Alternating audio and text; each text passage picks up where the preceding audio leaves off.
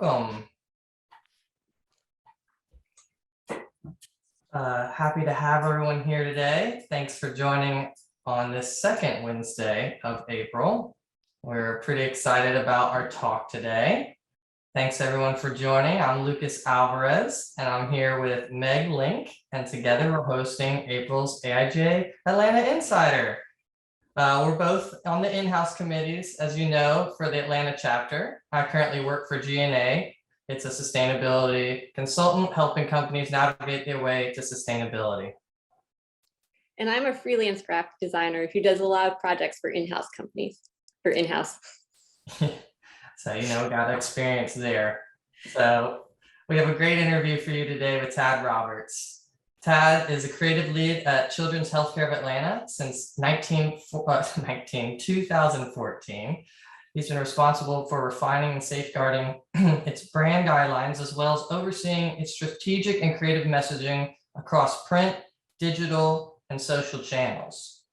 He manages a multidisciplinary team of designers and external vendors, providing guidance and direction to maintain consistent alignment of those visual standards. Tad has an unconventional journey to success in the field, and we are excited to talk through his path today and highlight some of the important insights he found along his way. Before we dig into the conversation with Tad, we want to thank our Atlanta AIGA in-house committee. We're small but mighty, and if you work in in-house or have a vested interest in in-house and want to get involved, please feel free to reach out to me. You can find that on the AIGA Atlanta website, and I'll also post in the chat later. I'm the chair on the board and the best person to contact to learn more. Check out my information online, like I said, at atlanta.aiga.com, and look forward to hearing from you. But until then, now I'll hand it over to Amy Mangan for the Market Minutes. Hi, everyone. Amy Mangan from Robert Half, a marketing and creative. Excited to share the April Market Minute with you. On the next slide, it is some fun news. Nike has confirmed officially that they are putting a digital tech hub in West Midtown, and they're planning for that to open in early 2023. So I'm pretty sure we could expect to see some great digital creative jobs coming out of that city.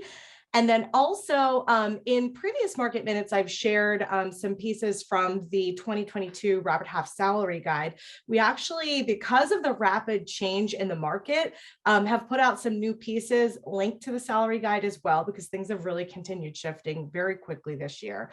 And this piece below is about increasing pay equity. So 56% of companies said that they've experienced pay compression in the last 12 months, and 62% of companies are actually planning to increase salaries for current staff in order to close wage gaps. We've got an errant kitty here.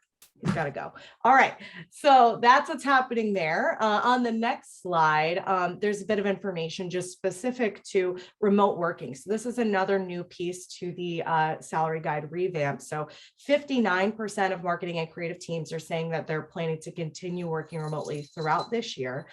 And then the bit in the bottom right is actually like national numbers, not necessarily specific to creative, but basically 80% of companies say they do plan to continue hiring remotely in 2022.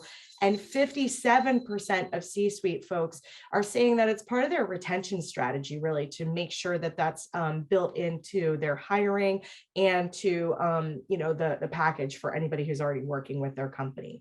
Below that, there's some data about what the biggest benefits have been to remote hiring. So people were able to put multiple answers, but these were sort of the top responses. So 54% said they got a greater number of candidates, of skilled candidates, really. Almost half said they were able to find candidates who met all their requirements because they were opening it up. And so it was a larger pool of fish they were fishing in. 45% said they would see a little bit more room for compensation flexibility, and obviously that's reflected by different local market variances and cost of living. And then 34% said they were able to shorten their hiring process simply because they got more applicants, right? So more people going into the pipeline at the top allowed them to actually make an offer that was accepted more quickly at the end. So great. Remote hiring is not going anywhere. Basically the point of that. On the next slide, a little bit more information about just designing your digital creative team too. So 56% of creative managers are saying that they're planning to improve their UX for websites and apps throughout 2022. And then the top areas of digital design that employers are creating new roles for and putting a big focus on hiring for: information architecture, user interface and interaction design, web and mobile design, as well as UX. And then 40% of teams are saying they do plan to see increased digital marketing budgets as well to go along with that hiring.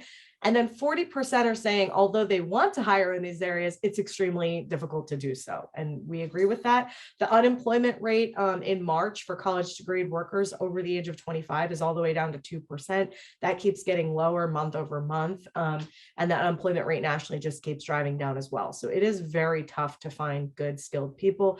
Another reason to look remotely for talent, because you may be able to find that person who doesn't sit in your city but can jump in quickly and do the work.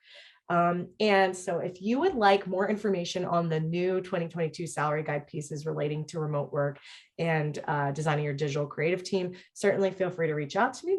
My contact info is here and here. And you can touch base with me on LinkedIn as well. So with that, I'm going to hand it over to Lucas. Awesome. Thank you, Amy. It's always good to hear that the remote working is continuing. I think it's going to be hard to put that genie back in the bottle, especially with what you just said, being able to reach out to larger talent. So really great to hear. All right, and with that, I'm going to invite Ted to join us.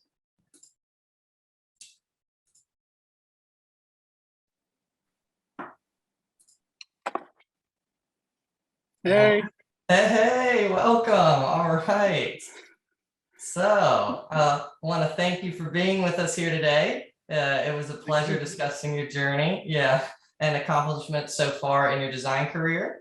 For just some additional background on you, Tad received his BA in journalism at the University of Arkansas, after which he bounced around Little Rock, Dallas, and Atlanta, creating ads, displays, packaging, and TV spots for companies like Ford Motor Company, Frito-Lay, Gatorade, Jim Beam, Kellogg's, and Snapple. So a lot of really big brands. Now he just lives a nurse throw away from Choa with his brilliant wife, Kim, and their 10-year-old daughter, Sydney, and 15-year-old pup. Gotta include the full family, McGee.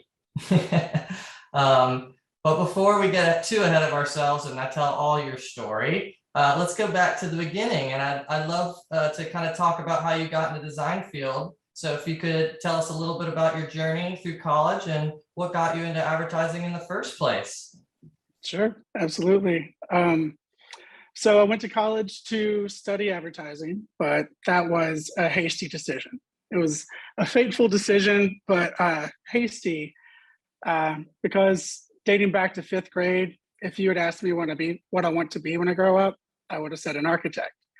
I loved floor plans, landscape design, everything from an aerial view. My parents equipped me with graph paper and mechanical pencils and T-square and all that fun stuff. I just couldn't get enough of it.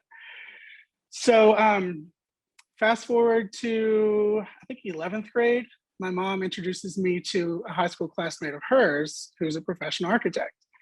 And in that 5-minute meeting, he redirected me to civil engineering instead, kind of scaring me off of advertising.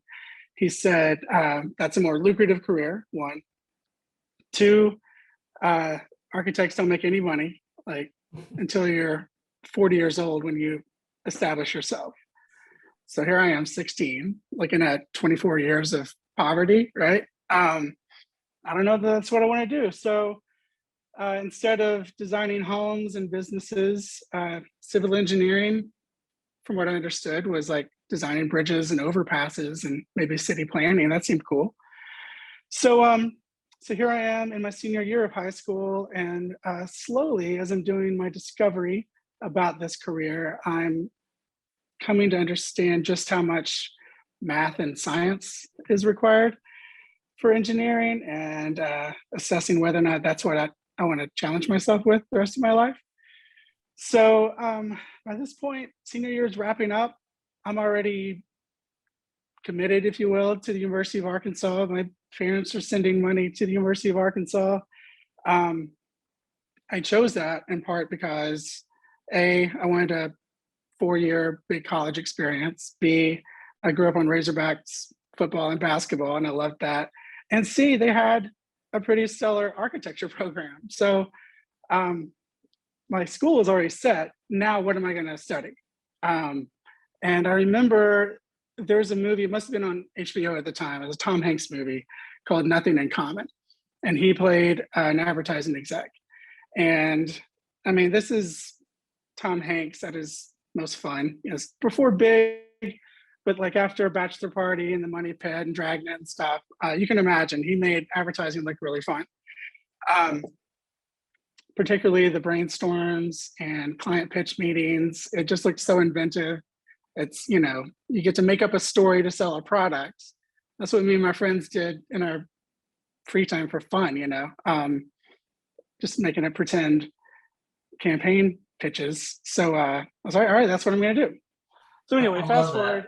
Yeah, I love that though. Just real quick, it's so funny that the small little things that will pivot you on your track from that one person, mentor, or whoever you were talking to, just saying, well, no, you're going to do engineering, and you're being like, okay, and then you seeing a movie and be like, you know what, that's actually what I want to do. It's just amazing, kind of letting your path kind of fold out. Exactly. If there's a theme to this talk, it's everything happens for a reason, right? So that chance encounter with this architect redirected the course of my life, right? So I'm going to Arkansas anyway. The advertising curriculum was under the journalism major. So I'm a journalism major. And as you can imagine, there's a lot of writing classes. I took creative writing as an elective, as well as like consumer behavior and promotional strategies and stuff. So it gave you a good overview of the advertising business, right? But where's my class on brainstorming? Then one fateful day in Advertising 101, I think, someone from university programs came to talk to the class. And they're the outfit that brings concerts and lectures and art exhibits and stuff to campus.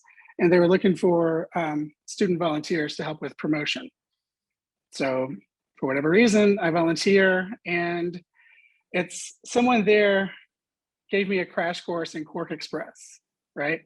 And just a taste of Photoshop, enough to scan in clip art.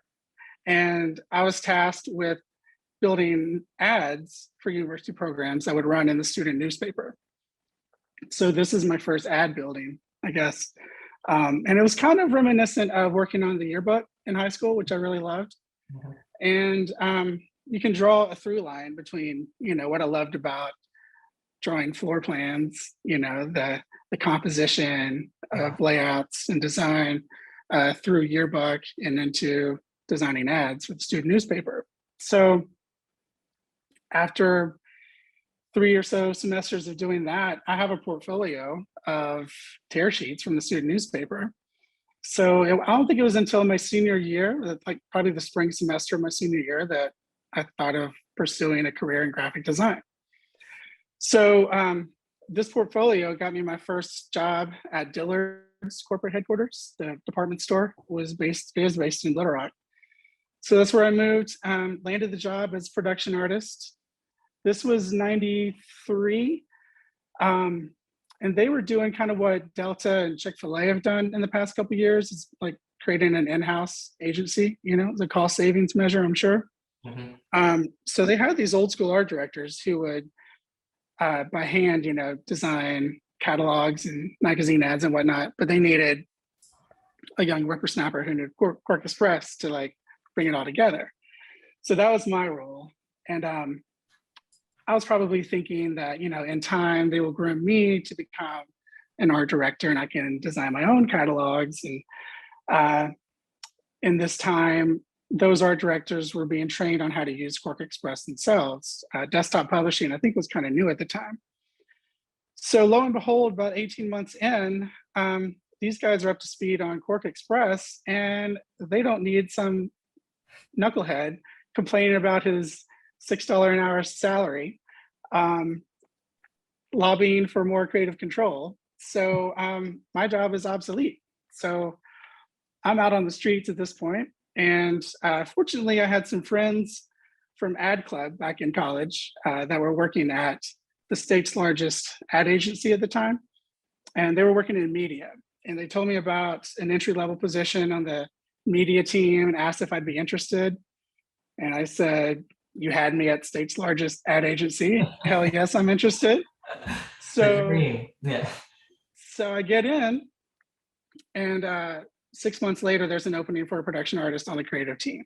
So I've got the foot in the door, right? So now my portfolio is not only student newspaper tear sheets, but like catalogs and stuff from Dillard. So I get the job, and this is where my education really takes off. All right. So I'm a production artist, which means I'm building a lot of comps, trimming a lot of things. I remember a lot of X-Acto and metal ruler work. But I'm also preparing files to release to print, right? So coming across my desk are all the, everything from art directors and senior art directors and VP of creative, right? I'm seeing all their layouts before they go to print.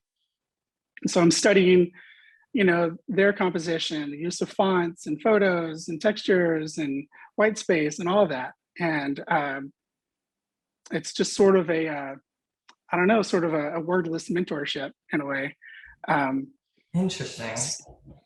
Yeah, so like you were able to see what these creative directors and art directors, how they were kind of laying things out, and that was kind of a catalyst for you to kind of understand how the industry was working at that time. Yeah, that was sort of my education on how you do it, Very best cool. practices. So in my, 3.5 years at CJRW in Little Rock, I had 4 titles. Media assistant, production artist, associate art director, and art director. And to this point in my life, I'd always viewed Little Rock as the big city, right? I grew up in Hot Springs, and Little Rock had malls with escalators. And if you wanted to see a Bon Jovi concert or Bobby Brown, whomever, you had to drive to Little Rock. But now I'm visiting some high school classmates who'd moved out to Dallas. And I'm realizing, okay, this is the big city, right? Like Madonna doesn't play Little Rock. Madonna plays Dallas, Beastie Boys. I'm a big music fan and sports fan, so just big city life is sort of my jam. So, and to be honest, my love life was null and void in Little Rock anyway. So let's try a new city. So I moved to Dallas, and things start really taking off here. One of the first jobs I got in Dallas was with a promotional marketing agency. And this was a whole new language because to this point, I'd been using Quark Express almost exclusively, which young kids, it was the industry standard before InDesign was released. And most everything I designed was square to some degree or rectangular, from different size ads and brochures and flyers, billboards even. But this world of promotional marketing, it was specifically point of sale advertising, right? So if you can imagine a convenience store, big box store, whatever, the point of sale has to be die cut, maybe dimensional to capture your attention in a crowded field. So this agency had just won the Snapple beverages business. They'd won it on a campaign called Win Nothing Instantly. It was super fun. Smart. And so I was hired to execute the promotion. So that was super cool. I was introduced to this new language, shelf talkers, counter cards, ceiling danglers, cooler stickers, end cap displays. I'd never designed this sort of thing before. And most everything needed to be designed in Illustrator because of the die cuts, right? So fortunately, there was a designer there who was really friendly and patient with me and kind of showed me the ropes, at least how to use this tool, the Illustrator. So that was a great experience, but after 18 months, I was a bit burned out. And I went to a boutique B2B agency. And this was very instrumental too. Like I said, everything happens for a reason. One, because their workflow process was like the most streamlined, the best practice I've witnessed and learned and experienced throughout my whole career. And I've tried to emulate that if wherever I go, if there's a chance to like overhaul the workflow process, I use their model. And that's also where I met my wife. And we're going on 20 years almost married together. Again, 18 months later, I'm burned out. This is sort of a recurring theme. Throughout my 20s and 30s, my average length of stay was probably about 2 years. You're either chasing more money or you're burned out or just bigger clients, whatever the case, right? So you kind of hop around. Find myself back at another promotional marketing agency. That's where I got to work on some of those big brands. 9/11 happens. The economy starts to tank. There are rounds and rounds of layoffs. Ultimately, my position's compromised because people just aren't spending as much. So if you're keeping count, this is my second layoff. There's more to come, so stay tuned. And we'll get into that a little bit more in the second half of what we're talking about. But continue, please. A little preview there. So my wife and I are married for about a little over a year at this point, and we see this opportunity as a springboard. Like our friends are either moving out to the burbs or like leaving the state altogether. So we said, hey, what do you say we move to another town? You and me against the world. Where do you want to go? So we made our way out to Atlanta. That was 2004. So I should say the first place I went to try to find work was a creative group, plug. And they placed me at a great spot, but that spot wasn't looking to hire anyone full time. So I bounced around a bit, found my footing at JWT, made some great connections there, made some lifelong friends, did some great work. Found my way to a sports marketing agency, again, promotional marketing. Here I get to leverage my experience in promotional marketing, like point of sale displays, packaging, and consumer packaged goods. But all the promotions center around sporting events, right? So like Super Bowl, basketball tournament, college football. So it was like a dream job until it wasn't. Yeah, a quick question on that before we keep going. So in terms of point of sale, it seems like you went from layout design to ads to then laying out an Illustrator point of sale and then big point of sale. So it kind of seems like it all leveraged itself a little bit. But what were some of those transitions that you were going through? Did you have to learn anything new? For example, when you went into the sports one, again, like you had to learn Illustrator, or were you like ready to go? And how did you kind of get into that? That's a good question. I think around this time, dating back to Avery Foster in Dallas, we were starting to use web design software like Dreamweaver, Fireworks, that kind of stuff. At this point, these promotions had to live online too. Gone were the days where people would like scratch off a card and like fill it out on the backside and mail it in to enter a contest. They went online to enter the contest, right? So design thinking had to change. Not only did you have this consumer experience in the store, but you had to think of like, how does this translate to the website as well? And I've been fortunate. It's both a blessing and a curse here at Children's too, and that I've been surrounded by people who are great at digital design and bringing those ideas to life.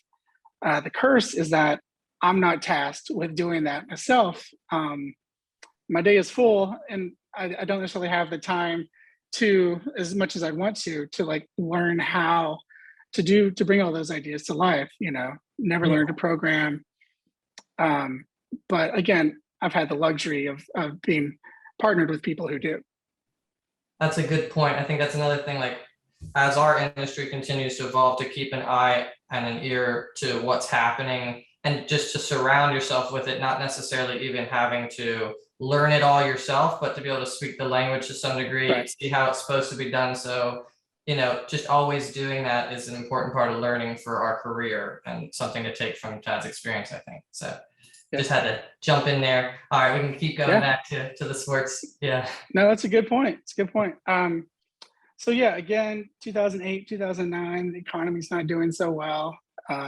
Layoffs are popping off everywhere. And again, my position is compromised. So, first time you're laid off, you think, oh, it's a lesson learned. Second time, man, if I didn't have bad luck, I wouldn't have any luck at all. By the third time, you kind of have to start to look inward, like maybe it's me. So I did a lot of soul searching after that third layoff. And fortunately, I didn't have a whole lot of time to like wallow in misery because I was laid off on a Friday. I got home, fired up Facebook, let the world know, hey, I'm available. And I think within the hour, like a client I'd worked with when I first moved to Atlanta, Kristen Sellier of IGA Agency, reached out and said, hey, we've got this client, has a sports themed promotion, and I thought of you. I thought you'd be great. So it was a lifeline. It didn't stop me from soul searching because I had 5.5 months before I had gainful employment again. But I had a place to go that Monday morning, and I'm forever grateful for Kristen for that opportunity. So I was freelancing for about 5.5 months, and those last 2 months were pretty dry. So I started to panic. I was married, and my wife's doing great in her career. She's the brains of the unit. But the fragile male ego. I just, you've taught to be a provider, and I just want to carry my weight, right? So fortunately, my church it's a pretty big church in Buckhead. They had an opening for a graphic designer. Actually, I think it was production artist. But I threw everything I had into it. Like, I need gainful employment. I know people there. That's a head start. And they had offered a 401k. There's all the things I need to kind of get grounded again. And Lucas, I could talk another 15 minutes about what a great experience that was. Not only the people I worked with, but the creative freedom we had, the variety of audiences that we had in that church. And what did my mom said I was doing the Lord's work. So, it Making doesn't mom get and better dad than happy. that. Yeah. Right? Yeah, Exactly. honestly, this is part of our second conversation, so we can just go into this. I think it's really good about your transitions, about the new perspectives, and about particularly the church job that you're talking about. So why don't we just move into that and kind of talk about how that church job provided you what you're talking about now, and what it provided you compared to your other jobs, and why that seemed to be a really good fit for you. Right. Well, like I mentioned, great creative freedom, great people. And had I not been humbled by the layoff, had I not sought this opportunity at an in-house agency, when the opportunity to work at Children's came along, I'm pretty much certain I would not have jumped from, senior art director at a sports marketing agency, working on global brands, to graphic designer at Children's. Nothing against Children's. It's just in my head, like I was an agency guy and this is what I do. So everything happens for a reason. I was meant to have that experience at the church. I was open when Children's came calling, grateful for the opportunity. And my past experience in promotional marketing kind of helped me with this particular campaign that I was brought in to work on. So it was just good all around. Like I said, in that I don't know, 2.5 years of soul searching and looking inward at how do I project myself? Am I as good a designer as I should be? Am I showing up daily? Am I carrying my load? What can I be better at? What am I good at? And looking for opportunities to sort of shine a light on the things that I am good at, right? Yeah. And we'll touch on how I feel about working at Children's later, but that's ultimately where I netted out, and this is a great place for me. But I don't know, did that answer your question? Yeah, I think there's a few other things too. We had talked about earlier, for example, one of your passions that you didn't explore as much was branding, particularly, and you got to do a little bit of that in the church. So that was a cool. Anything you want to talk about in terms of kind of expanding again your breadth of knowledge, and then also how when you moved into that in-house experience, it kind of like you were talking about already, but realigning your priorities, you were saying, in terms of what you're actually looking for compared to what you imagined you were looking for previously. Right, right. Yeah, that role, because it was a small department, right? We did everything from soup to nuts, right? Yeah, and you had to be, egoless. So this was just a good cleansing period for me, sort of shedding my ego, and what I thought of myself as a designer at that point in time. Being blessed with the opportunity to have such creative freedom. But we got back into some of the production art, right? Like we did a lot of signage around the church. So I'm trimming out posters. I'm learning how to do some production. This church had a 4-color press in its basement. I mean, it printed a lot of stuff. And then they had a large format printer as well. So we could print these, 24 by 36 posters, trim them out, post them around. So that was a great experience too, just back to being hands-on. That reminds me of like when you originally were setting up layouts, and then now you get to do it in a more Yeah. modern way, and you get your own printer, and that's pretty sweet as a designer. Everyone loves that. Yeah, exactly. So that was really cool. And I get to work with, on a daily basis, one of the people I worked with at the church. Like, I don't know if this is fair or not, but I said that she and I both sort of got chewed up and spit out of the ad agency. Like, she was an ad agency lady herself, and we were sort of rescued by the church and found each other. And I got spun out of that cycle first, got this opportunity at Children's, and then when I got in a position to hire someone, she was the first person I called, and we're working together again now. That's awesome. So yeah. So coming to Children's, I was hired as a graphic designer, and after about a year, promoted to senior graphic designer. We were working on this campaign called Strong for Life. It's evolved a bit now. It's less about trying to reverse childhood obesity, and I can't even accurately describe all that they cover now. But about 2.5 years in, I had the opportunity to step into the creative manager role over the broader marketing team. And so I go from having never had direct reports to having 7 direct reports, plus 2 what I call permalance, 2 contractors who worked about 32 hours a week. So we had a staff, including myself, of about 10. So that was an adjustment, but I credit Children's for allowing me the opportunity and also equipping us with manager essentials like training. So you're not going into this blindly, right?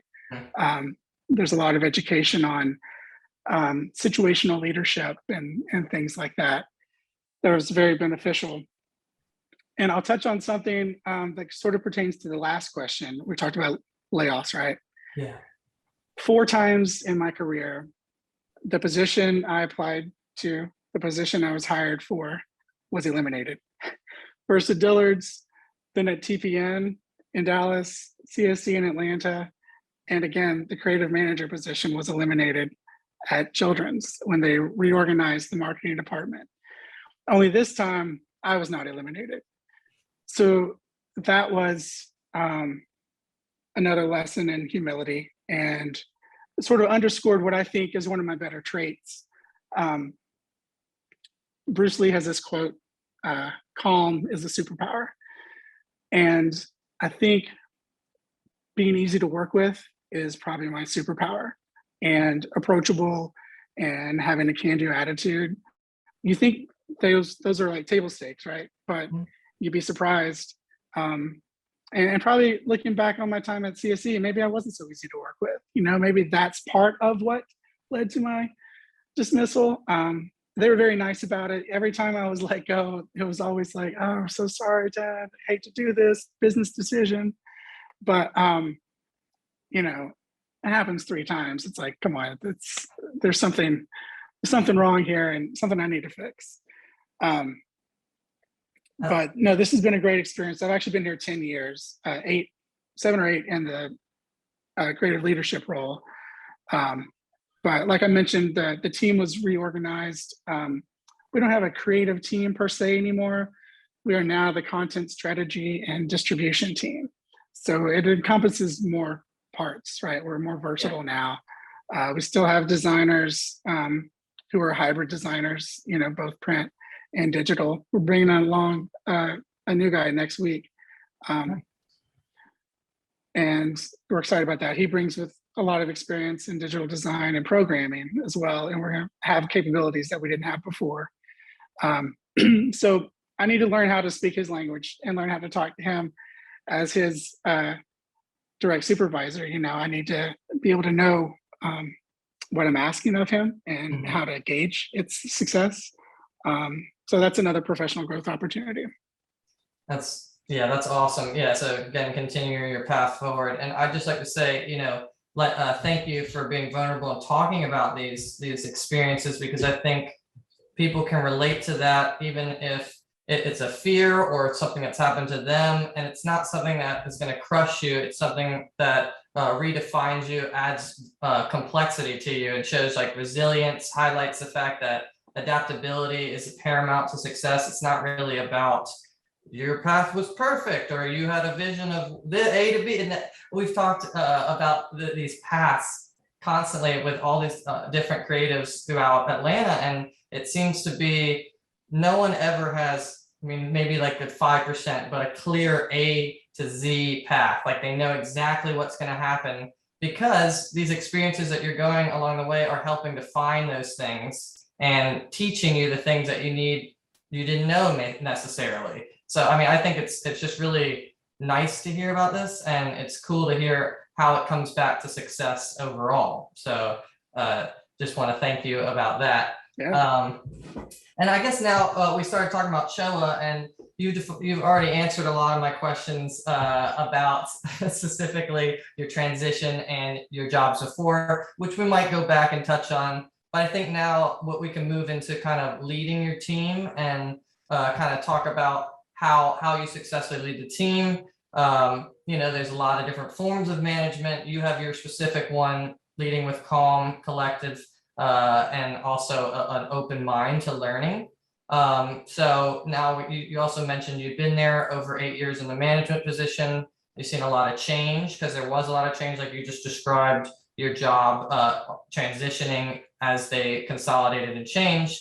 So I just want to talk a little bit about those key components of your department, who you work closely with, and kind of we can go from there about how you define it for the future. Sure. So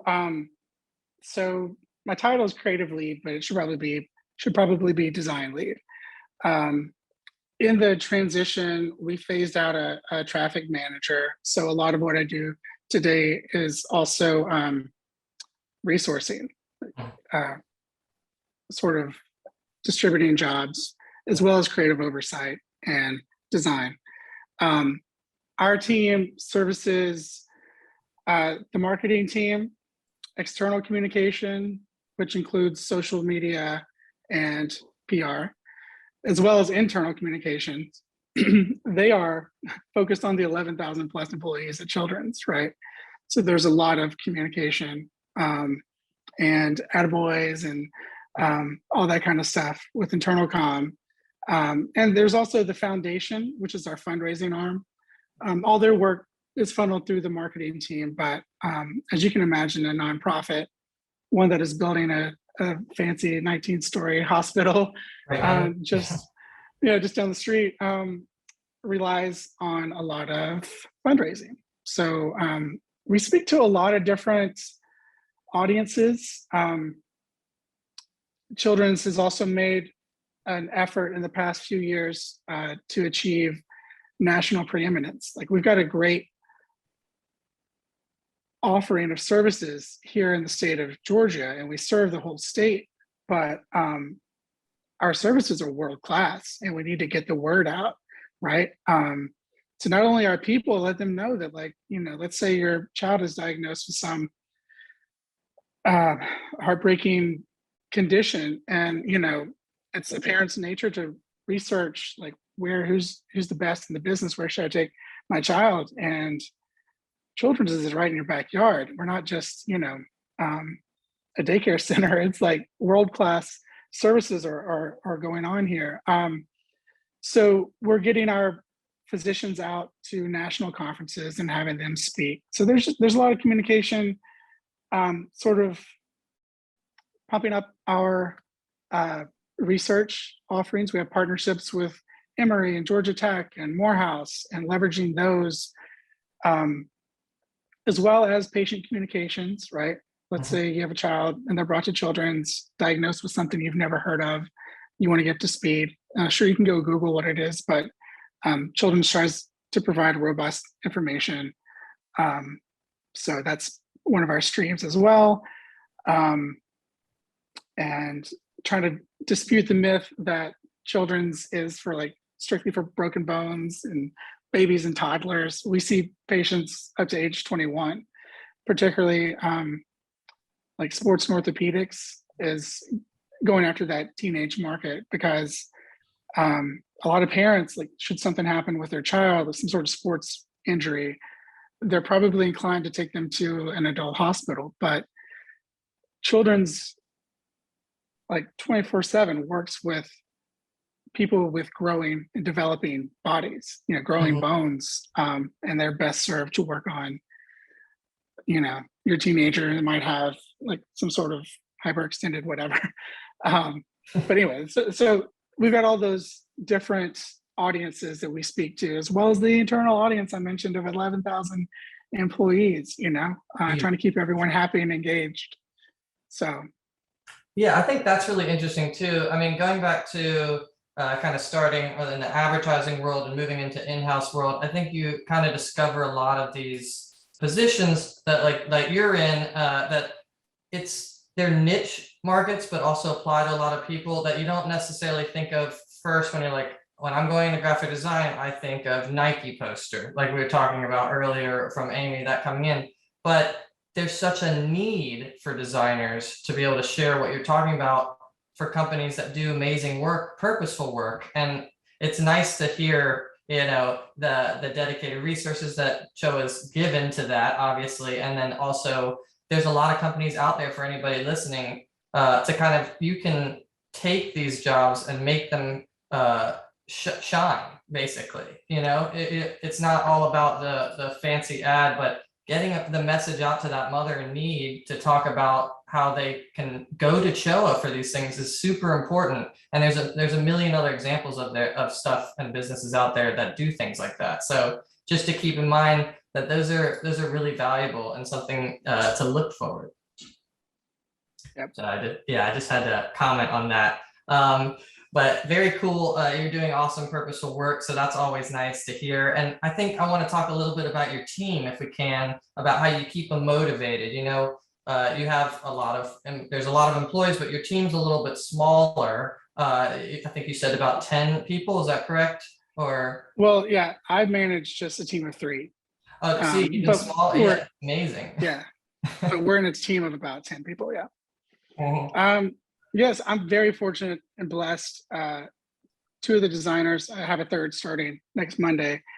The 2 designers I have on staff now are so driven and motivated, self-starters. They don't require a kick in the pants at all. You know, like if anything, telling them to slow down, you know, you don't have to take on so much. So they're fantastic to work with and make my job easier. One designer just celebrated 16 years with Children's, so she knows, she's forgotten more about Children's than I'll ever know. And then another designer's been here, I think it's either 6 or 7 years. So they know all the ins and outs. They know where all the bodies are buried. They know where all the files, outdated files are kept, and how they've done it. They've seen everything and done it with much success. So there's no project I'm afraid of putting before them. There's nothing they can't tackle. So that's exciting. That's So very all cool. that to say, it makes my job really easy in terms of allocating jobs, managing resources, providing creative oversight, overseeing brainstorms when they happen, that sort of thing. That's what my role entails. So, on that note, yeah, overseeing the management of the brainstorm, that's awesome. Going back to your original wanting to brainstorm. So it's great that you're getting to do that, of course, and it's an integral part of being a creative lead. But what about the work-life balance? Because we talked a little bit about that too, and how important that is. So how do you manage that, and what is your balance with your team? Well, that's one of the things I've learned. I think you had asked in one of our previous meetings, like a difference between agency life versus in-house, and the work-life balance is probably the best benefit. If nothing else, there are no new business pitches, no RFPs at 4:30. So no, by and large, we work kind of a 9 to 5 schedule. On occasion, there's something that might require work, like, when COVID happened, of course, there was sort of states of emergency from time to time. When there's a flu outbreak, we need to get some messaging out pronto, or anything else that might affect Georgia's children. But those instances are few and far between. So you asked earlier about how to motivate the team. We have a team meeting each Monday, and once a month, a different team member, and this is the broader team, like 10 of us, someone is inspired to bring in something either cool or useful to share with the team. And it doesn't have to be marketing related. It can be anything. So that usually sparks a conversation, and we kind of think outside the box a bit. And I can't think of an instance right now, but surely there were times when something that came from that meeting sparked an idea that we executed elsewhere. So that's one avenue. I encourage everyone to, just keep up to speed on what's happening, and whatever your favorite design site is. For me, it's Dribble. I like illustration, I like 2D illustration. So I love Dribble, Design Inspiration. We subscribe to Adweek. Yeah, we try to keep up to speed on what's going on.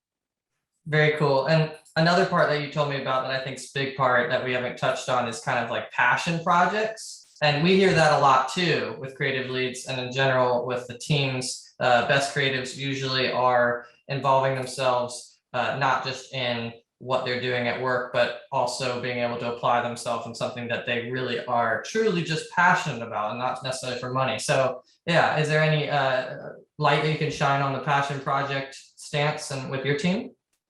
Yeah, we did something really cool a few years back. You're familiar with Art on the Beltline? Yes. So we threw our hat in the ring for that and got accepted and got a really great placement. We did what we called an inspiration totem.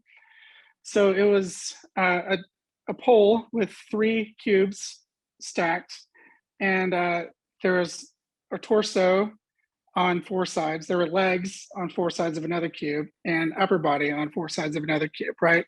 Yeah. And they were all different professions, activities, from a ballerina to an astronaut to a nurse, whatever. And we inspired kids to like just align the cubes to create what you are, Very cool. Maybe you're a ballerina on the bottom with the tutu and the tights, but you're an astronaut on top, whatever. So that was a super fun passion project to carry out. But personally, the work-life balance affords you creative time. If you're leaving work at 5 o'clock, and I'm in a good position because I can walk home. Series of 3 turns and 1 song gets me home.